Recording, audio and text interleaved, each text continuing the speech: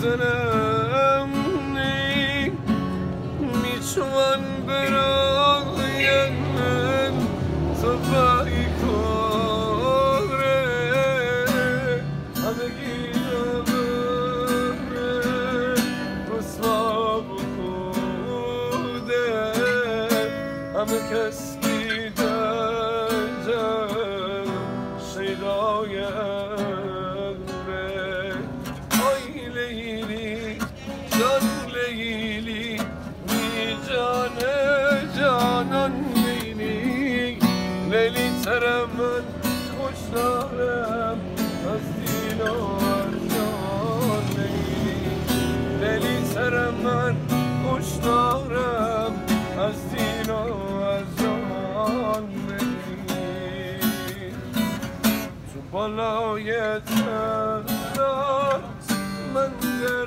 زمینم تو نارنج بستنی من بیغمینم